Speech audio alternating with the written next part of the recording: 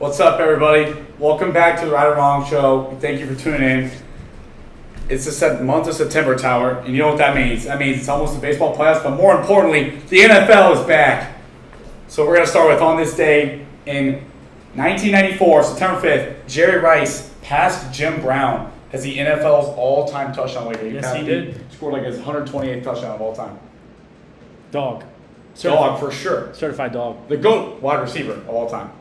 Well, What do you mean, well? I don't think he's the GOAT. Oh, God. You're telling me who's your GOAT wide receiver then? My GOAT wide receiver is Megatron. Megatron, huh? Megatron. Calvin Johnson. Detroit Lions, number 81. Freak of nature. He was a freaking freak, that's for sure. Okay, but you're going to argue with... 6'5". Jerry Rice went to 13 Pro Bowls. 13! Why? Position players don't go to 13 Pro Bowls. 237.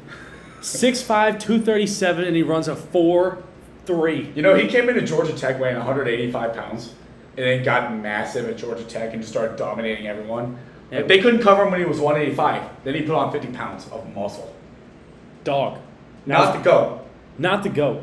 And Correct, not to go. No. Correct, not to go. You got it right. You got it right. That's it. No. There you go. There you go. No. Good kid. Good kid. No. Not to go. Jerry Rice is not the GOAT. Jerry Rice is to go. No, dude, he's this not. dude led the NFL in touchdowns 6 times. How many times did Megatron lead the NFL in touchdowns? Like 3? His prime was like Listen, this long. this is what I have to say about my argument. Jerry Rice's prime was like this long. Jerry Rice. 1986 to 2004. Jerry Rice is really You good. can't argue with that. Really good. Jerry Rice is really good. 3 Super Bowls. This is like my argument with it's like the same. It's kind of like LeBron and Jordan, but it's different because Jerry Rice is the GOAT. No. It's Emmett and Barry Sanders kind of debate. Emmett has the longevity. He has all the stats and all that. Who also won 3 Super Bowls. Many people are gonna say. Can't argue with winning. Many people are gonna say. What the hell did Megatron I win? guarantee you, bro, he has the most single season yards ever. Yeah, and you know what? Jerry Rice had like 1,800 yards this season. That's like the same thing. That's really good. And Jerry Rice also played in an era where they passed the ball a whole lot less. Okay, Megatron played in an era where he was on the Detroit Lions and was the only source of offense for them. You had Dan Orlovsky as his quarterback, right? Yeah. I think that speaks a lot. He had Cool Joe and Steve Young as his quarterbacks. So let's not, let's. I guess. I still don't think you can argue with the winning. Still, he put up 12,000 yards. Okay. So he only played 135 games. That's crazy. And that ain't nothing. And Jerry Rice played like twice that many games. Yeah, exactly. Which is why he's the GOAT. No. How much did you impact the league if you only played half as many games as another guy? This is what I have to say. This is what I have to say about it. All right? It's like the Emmett and Barry thing. I think a lot of people are going to put Barry above Emmett because Barry is Barry. And there's if you don't know what I'm saying, I mean, just go look up the dude and then look at Running backs are different. Running backs are supposed to have shorter careers. Okay. Wide receivers aren't having the longest careers ever. 19 years in the NFL for Jerry Rice, that's insane. Yeah, it is, but it's not unprecedented. People play a long time. I'm sure they did. Yeah, okay. Like Deshaun Jackson, that dude's still in the league somehow. But it's like the same thing with Megatron. His career got cut short. We knew he had so much left in the tank, just like Barry did. Barry played 10 years. 10 years. That's all Barry played, and he's still considered that great. Megatron's same exact story. I'm just saying that if he kept on playing longer, Megatron's at least top 3. I have him as my number 1 just because I saw him play. And, I mean, as good as these highlights are for Jerry Rice, I mean, I'm still going to take Megatron because his highlights are better. He's just a better receiver.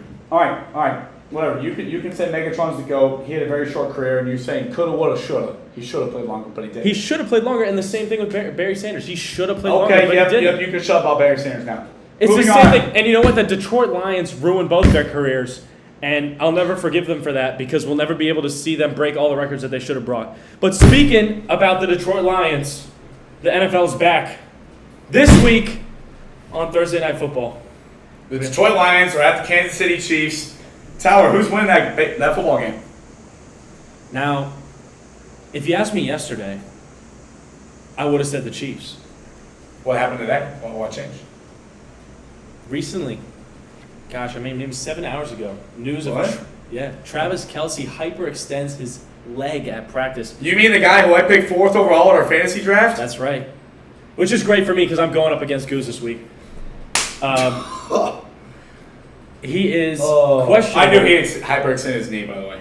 He's questionable. Golly. And He ain't playing. I He ain't. don't think he's playing. I don't Okay. think he's playing. And So for that that's reason, why they're not. They can't win because Travis Kelce's not playing. You're telling me they can't win because Travis Kelce's I'm not saying they playing. can't win, but I think You're acting like they're playing the Philadelphia Eagles. I don't know. It's the Detroit Lions. Yeah, I know who the Lions are. I also know who the Lions are. Are you ready? The Detroit Lions are a poverty franchise. They don't win Whoa. anything. And as the first game of the NFL season, I think the moment's going to be a little bit too big for them. I think the moment's going to be way too big for Jared Goff. It's not too big for Dan Campbell. I think nothing's too big for Dan Campbell. That dude's massive. And that's why I think the Detroit Lions are going to win. Can you let me finish? Can you let me finish? Let me finish. Jared Goff's underrated. Who do you want at quarterback, Patrick Mahomes or Jared Goff? This is the dumbest question I ever heard, bro. Give me Jared Goff. No, The Kansas I City mean, it's Chiefs, obviously Mahomes. The Kansas City Chiefs will win Thursday night because they have such a large quarterback advantage. They're at home at Arrowhead. I don't think. Who's he going to throw to? I don't think Justin Ross. I don't think Justin Ross. That dude is nice. That dude is crazy. The dude hasn't taken a snap. Justin Ross is going to light up the league this year, and you are not ready He's for it. lining up against the Chiefs secondary.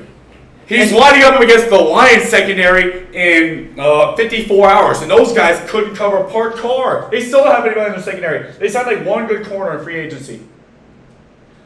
Believe me when I say the Chiefs have a better defense. They have an equal offensive line. The Detroit Lions' offensive line is really good. The run games, I would say, equal out as well.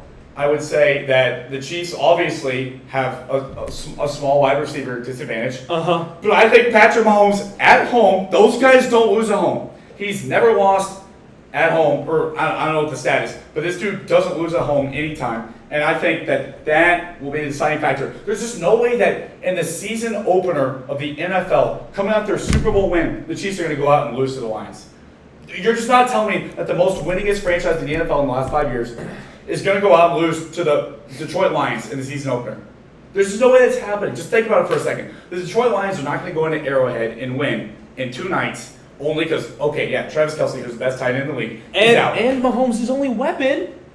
That's not true. Yes, it is, dude. Isaiah Pacheco. He's gotten good at checking down his running backs, finding his receivers, leading them into good balls, and making offense Dude, with what they give him. I think the Detroit Lions defense is really underrated. They have You great. might think they're going to blanket these receivers for the Chiefs. They're not going to blanket anybody. They've got great linebackers that are going to be able to cover those checkdowns that they just drafted. High-speed rookies. They're going to be able to cover those checkdowns. And on top of that, the Lions, Jared Goff is underrated. Underrated. They've got a very balanced offense. They're gonna pound time of possession for sure. I don't think Mahomes is gonna get that many opportunities. They're gonna cover the spread for sure, which is 6.5. There's just no way they're going to go beat the Chiefs. Listen to what you're saying. There's no way the Detroit Lions are going to go out there and beat the Kansas City The only Chiefs. thing is, that just sounds stupid to say. I just don't think it's impossible, and I do think It's not impossible any given Sunday or Thursday, but it's not going to happen. I think it will. That's what I got to say about it. Oh, man. Okay, well. One thing I want to say. If Travis Kelce does miss time, and I'm saying they're going to win tomorrow night, but if Travis Kelce misses more time, the Chiefs' first 4 games are against the Lions, in Jacksonville, versus the Bears, and that's a W. At the New York Jets. All 4 of those games are fairly tough games. The Bears aren't. At home versus the Bears. The Bears could be good this year. No, they're not. If they start off, we can talk about the Bears next week, but they're going to. If they start with a 1-3 or 2-2 record or something, and they can't get the number 1 seed in the AFC, they won't get the number 1 seed. It could be a lot tougher for them to Travis make it to the Super Bowl Kelce's again. the Patrick Mahomes has never lost at home in the playoffs. By the way. It's not the playoffs. It's regular season. Well, I'm saying if they get off to a rough start because they have no Travis Kelce and their entire season record's a little worse than it would have been with Travis Kelce. I see what you're saying. Then they may not have as good of a playoff season. They might have to play some playoff games on the road. I see what you're saying there. Yeah, listen, I like the Lions. I do. That's crazy. I can't talk to you about the Detroit Lions anymore. Between Megatron and they're going to win on Thursday night. That's crazy. All right, guys. Guess what? Week 1 of college football finally ended. We had a couple week 0 games we talked about last week, but week 1 is finally in the books. Tyler, what team this week surprised you the most with their great or horrible performance? Listen, I think everyone kind of knows what's coming. What's coming? The Colorado Buffaloes, man. The Buffs. The Buffs, man. UC Boulder. They were awesome. They look great. And I know people are going to say, I saw this coming with Deion Sanders. I think I did see this coming with Deion Sanders. no one saw. I saw this coming with 55 new transfers. That's just a 1-11 team. That's No one saw this coming. That doesn't even resemble the team from last year. 1-11. Well, why did they surprise you? Then why did they surprise you? Because they're 1-11. I didn't think that all the transfers Deion got would be able to fill the holes. It's a new system. It's a new, it's not the FBS. It's not what Jackson State was. FCS, I'm sorry. Right. Got a little confused there. It's not what Jackson State was. Sure. It's a new conference. You got a big conference. You're going up against the national runner-ups. Yeah, I know they lost some pieces, but regardless, they're still. They're no slouch. The Horned Frogs are no slouch. They're not. They're ranked 14 for a reason, and I did not expect them to go out and put up that performance. 500 yards for Shedeur. Travis Hunter, I think, is a real Heisman candidate. Can't disagree. And Dylan Edwards, former Notre Dame recruit, by the way, decommit, goes there, has 4 touchdowns. He's just making plays. Yeah. And listen, I think it's the Deion effect, man. Oh, it absolutely is. Hey, leaders and dogs. And I really didn't expect it because of what I saw at Jackson State's bowl game. Shedeur just did not look hot at all. Travis Hunter had some great plays to keep They lost, right? They did. Yeah. To keep him in the game. And I was like, if you can't beat these guys, what are you going to do against? That's a good point. That's a really good point. So I didn't see it coming at all. I didn't expect them to put up 45. Yeah. I didn't expect them to do that at all. So I was really impressed. I don't know where they're going to be at now. I think they're amped up week 1 and the momentum will carry, but I think they got a really tough schedule. So I see them hovering around maybe 2 games above 500. 8-4 would be a spectacular season coming off of 1-11, without a doubt. But I thought you saw it. I thought you saw it coming. Oh, I did. So I totally did. Here's what I have to say about Colorado. They resemble an NFL team to me. They resemble the Kansas City Chiefs because they are so star-driven with Shedeur Sanders and Travis Hunter and a couple pieces on defense and a couple other pieces on offense. They are so star-driven that if any of those guys gets tired, I don't know how many snaps Travis Hunter played. He played 129 snaps. I think, yeah. If any of those guys goes down for a week or 2, or their productivity slows down, or more likely, defenses figure out how to account for the only 2 weapons they have on the field. Those guys are just darn good football players. They know what they're doing. They're athletes. Good God, it's crazy how great those guys are at football and how much they can uplift an offense that was so anemic last year. So to me, they resemble the Kansas City Chiefs with Patrick Mahomes and Travis Kelce, and I believe in the Buffaloes. I always have. I think the new coach and having 55 new transfers was obviously going to mean they were going to be a completely different team this year. I picked. I think I had TCU to win that game, but it didn't surprise me at all. TCU can't, they can't cover a parked car, and they lost Quentin Johnson and Max Duggan. But it was awesome to see. For me, the team that surprised me the most this week was the Texas A&M Aggies. I'm on record for hating this team. I hate Texas A&M. I hate that school. Hook 'em. But they hired a new offensive coordinator, Bobby Petrino, and Connor Weidman, sophomore quarterback. He's younger than us. Threw 5 touchdowns against New Mexico. I get it's New Mexico, but that was pretty cool to see for A&M fans. Because A&M didn't score above 40 all of last year. 5-7. They were embarrassing. They were frankly embarrassing. Yeah, they were. And to see them go from that to throwing 52 down in week 1 with a brand new quarterback and a brand new offensive coordinator, I thought it was really crazy, and can't say I expected it. And it was they might have a good season in College Station after all. Maybe.